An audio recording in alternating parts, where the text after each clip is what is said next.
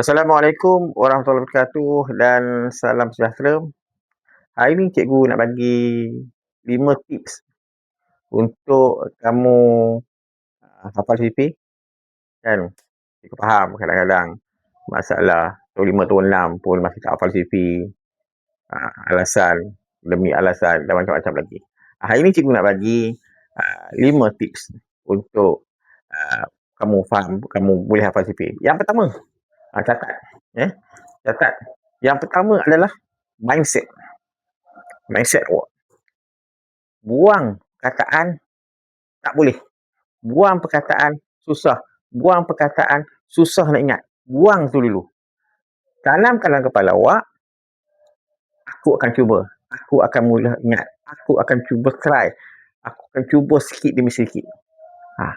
Ubah mindset awak. Okey? Saya cuba boleh buat. Yang tu, awak kena ubah itu dulu. Kalau awak tak ubah benda tu, susah awak nak hafal CP. Sedangkan benda ni mudah saja. Kan? Mudah je. Okay, baik. Yang kedua. Apa dia yang kedua? Iaitu,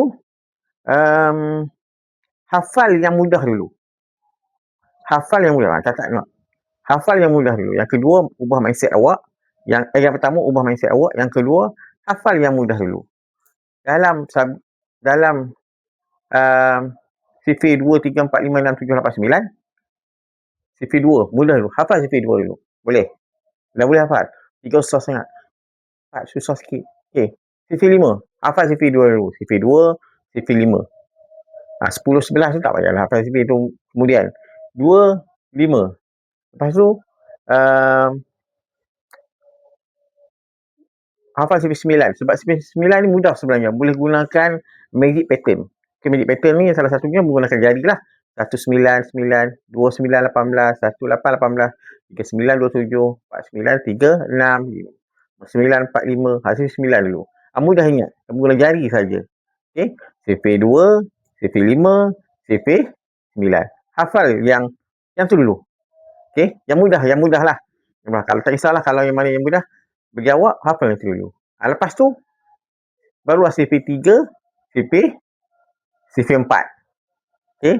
Kamu dah ada keyakinan. CV 2 kamu dah hafal, CV 5 kamu dah hafal, CV 9 kamu dah hafal. Lepas tu CV 3 dengan 4, kamu dah ada keyakinan nak hafal, mudah bagi kamu.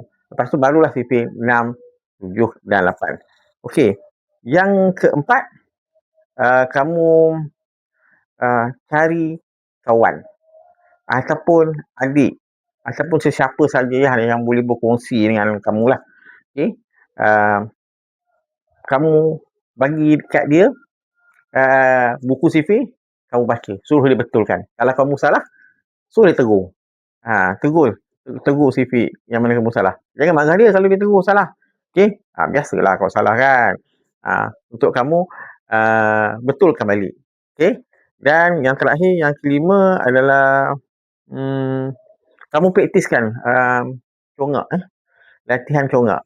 Jumpalah siapa-siapa saja ke. Kamu tengah main kat padang, kau tanya aku soalan matematik, soalan CV. Dia tanya 4 darab 6, 5 darab 3. Kamu terus jawab. Kalau kamu tak jawab, contohnya ataupun nak mudah lagi, kamu kata, tanya aku soal CV 3. Apa-apa soalan yang berkaitan CV 3 yang mudah 1 hingga 9. So tanya 73, 21, 8 darab 3, 24. Okey, 6 darab 3 berapa? 18. Kalau kamu boleh jawab, itu bertambah keyakinan kamu. Okey, itu saja 5 tips yang mudah. Jumpa lagi.